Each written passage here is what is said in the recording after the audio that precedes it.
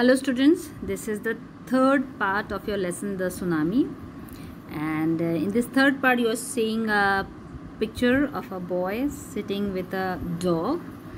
And this picture, if you see, the boy is sitting alone and there are nothing else that you are seeing. He's supposedly sitting on the sea coast, and around him you are seeing no one else. He does not have any other people around him, and the things that you are seeing, they are also just remains of some tragedy that happened there, right? है ना। आप जो दिख रहा है आपकी photo में, क्या दिख रहा है? इस पिक्चर में बच्चा है जो कि एक डॉगी के संग बैठा है, और उसके अलावा आपको कोई इंसान या कुछ भी नहीं दिख रहा है। जो दिख रहा है वो केवल मतलब चाहिए कुछ चीज़ें जो टूटी फूटी बच गई हैं, रह गई हैं उस बीच पर, वो आपको दिख रही हैं। सो यू कैन सी ना, बैकग्राउंड में आपको जो पानी भी दिख रहा है, ब्लू कलर का। So this is what you are seeing on the beach. Entire destruction है ना, केवल जो सुनामी ने जो विनाश किया, विध्वंस किया, बस उसका रिमेन्स हमें दिख रहे हैं। और ये बच्चा जो है अकेला केवल किसके संग बैठा है? एक जानवर के संग, एक डॉग के संग बैठा हुआ है। Okay, so this third part of your lesson, it basically tells us something different, because in the two stories we were seeing how people lost their families, their loved ones. In the second part of the lesson we saw that how one girl, Tilly, was able to save so many lives. So both the parts were related to human lives. Okay, now this third part of the lesson is talking about animals. And what does it tells us about animals? जो तीसरा part है ये जो इंसानों के बारे में बात नहीं कर रहा है, एनिमल्स के बारे में बात कर रहा है। और हमें क्या बता रहा है? हमें बता रहा है कि ये जो सुनामी आई, इसमें बिल्कुल जानो माल का नुकसान हुआ, बहुत सारे इंसान मारे गए, पर as compared to the number of human beings that perished, the number of animals was less, है ना। जितने इंसान जो है इस सुनामी में मारे गए, उसके कंपैरिजन में जानवरों की संख्या काफ़ी कम थी। So what was the reason? Yeah, how the animals behaved during this? This is what we are going to study in this part of the lesson. So let us go to the lesson. Before the giant waves slammed into the coast in India and Sri Lanka, wild and domestic animals seemed to know what was about to happen. Okay, now यहाँ पर एक word आ रहा है slammed. Slammed का मतलब होता है to strike violently, to hit violently, ना, बड़ी तेज़ी के संग प्रहार करना, चोट करना। तो ये जो giant waves थी सुनामी की, जिन्होंने इंडिया और श्रीलंका की कोस्ट पर अटैक किया या हमारे कोस्ट से टकराई, इनके बारे में ऐसा लगा जैसे जो जंगली जानवर थे और जो पालतू जानवर थे, वाइल्ड एंड डोमेस्टिक एनिमल्स, दोनों को जैसे पहले से मालूम था कि क्या होने वाला है। They fled to safety. Now again there is a word here, fled. Fled is past of flee. Flee का पास्ट है फ्लेड। फ्ली का मतलब होता है कहीं पर जल्दी से भाग जाना, ठीक है, टू रन अवे क्विकली। तो ये जो जानवर थे, जंगली जानवर भी और जो पालतू जानवर थे वे भी, वो सुरक्षित स्थानों में भाग गए। And according to eyewitness accounts, elephants screamed and ran for higher grounds. Dogs refused to go outdoors.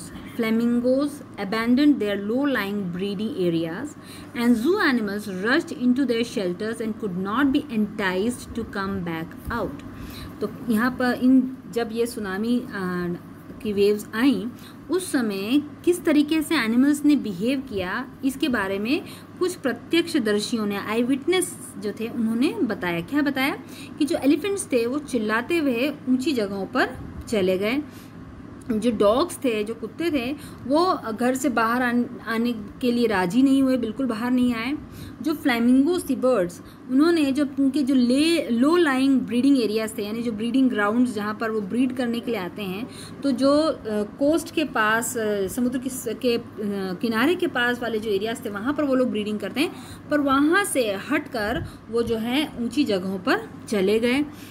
यहाँ तक कि जो ज़ू में जो जानवर थे, एनिमल्स थे, दे रश इनटू देयर शेल्टर्स, वो जो उनकी जो शेल्टर्स थे उसके अंदर चले गए और उसमें से बाहर आने के लिए बिल्कुल राज़ी नहीं थे। They could not be enticed. Enticed का मतलब होता है टू टेम्प्ट या ल्योर ना, लालच देना, किसी भी तरीके से भले उनको कुछ भी लालच दिया गया, वे बाहर नहीं आए। Many people believe that animals possess a sixth sense and know when the earth is going to shake. तो बहुत से लोगों का ऐसा मानना था कि जो जानवर हैं उनके अंदर एक सिक्स्थ सेंस होता है, यानी एक इंट्यूशन होता है, उनको पहले से इस बात का एहसास हो जाता है कि कुछ अनहोनी घटने वाली है। इसीलिए जब सुनामी आने वाली थी उस समय भी जानवरों को पहले से ही ये बात को पता चल गया, उन्हें पता चल गई कि जो धरती है वो हिलने जा रही है। Some experts believe that animals' more acute hearing helps them to hear or feel the earth's vibration. कुछ जो एक्सपर्ट्स उनका ये भी मानना है कि जो जानवर हैं उनकी हियरिंग जो है वो बहुत एक्यूट होती है। एक्यूट यानी कि वेरी शार्प, बड़ी तेज़, उनकी सुनने की क्षमता बहुत तेज़ होती है। इसीलिए वो धरती के अंदर जो कंपन हो रहा था उसको वो महसूस कर पाए, उसको वो सुन पाए। And they could sense an approaching disaster long before humans realised what is going on. ठीक है, तो इससे पहले कि ह्यूमन बींग्स को, इंसानों को पता चलता है कि क्या हो रहा है, इससे पहले ही जानवरों को अपने महसूस करने की क्षमता से या अपने तेज़ सुनने की क्षमता के कारण उन्हें जो डिज़ास्टर, जो विपदा आने वाली थी उसके बारे में पहले से पता चल गया। We cannot be sure whether animals have a sixth sense or not, but the fact is that the giant waves that rolled through the Indian Ocean killed more than 150,000 people in a dozen countries, but not many animals have been reported dead. तो हमें ये तो नहीं मालूम है कि वाकई में जानवरों के पास कोई सिक्स्थ सेंस होता है कि नहीं होता है, पर सच्चाई तो ये है कि इंडियन ओशन में है ना, जो ये सुनामी वेव्स उठी जिनके कारण नियरली डजन कंट्रीज़ में ना 12 से ज़्यादा राष्ट्रों में कम से कम 150,000 लोग मर गए, पर जो जानवर हैं वो इतने नहीं मरे। Along India's Cuddalore coast where thousands of people perished, buffaloes, goats and dogs were found unharmed.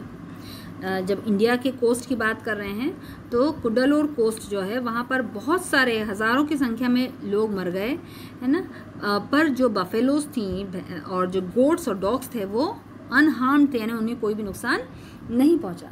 The Yala national park in Sri Lanka is home to a variety of animals including elephants, leopards and 130 species of birds. 60 visitors were washed away from the Patangala beach inside the park, but no animal carcasses were found except for 2 water buffaloes.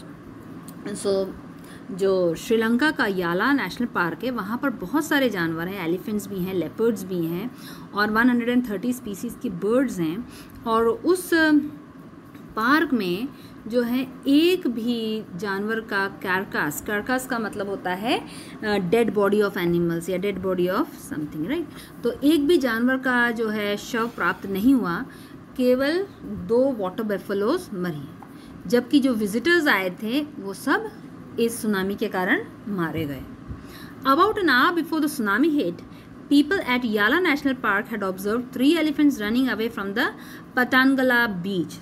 इस national park में, याला national park में क्या लोगों ने देखा कि इससे पहले कि जो सुनामी आई, सुनामी की लहरें टकराई, उसके पहले उन्होंने देखा कि जो एलिफेंट्स हैं वो जो है बीच से भागकर वहाँ से दूर चले गए।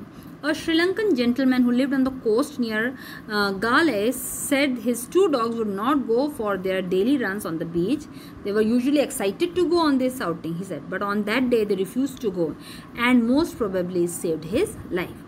तो श्रीलंका के एक और व्यक्ति है, उसने क्या बताया, उसका घर जो है वो कोस्ट के पास में ही था, गाले कोस्ट के पास, और उसके पास 2 डॉग्स थे और वो रोज़ उन्हें बीच पर घुमाने के लिए, दौड़ लगाने के लिए ले जाता है, और रोज़ हमेशा they were very excited to go on this outing. उन्हें इस दौड़ लगाने के लिए बीच पर जाना बड़ा अच्छा लगता था उन डॉग्स को। बट जिस दिन सुनामी आ रही थी, the day the tsunami hit, they refuse to go out, वो बाहर जाने के लिए उन्होंने बिल्कुल राज़ी नहीं हुए, और ऐसा करके उन्होंने इस व्यक्ति की भी जान बचा ली। Okay, so the third part of the lesson just tells us that how the animals, were not affected much by the tsunami as compared to the human beings, and it gives us a view that maybe the animals, they are able to sense the natural calamities. ये हमें केवल एक आभास देता है कि जो animals होते हैं, जानवर होते हैं, उन्हें प्राकृतिक आपदाओं का आभास पहले से हो जाता है. मनुष्य के कंपैरिजन में वो इस बारे में ज़्यादा संवेदनशील होते हैं. Okay, so this was your lesson, the third part of your lesson, tsunami. Hope you have understood and enjoyed the lesson too. Thank you.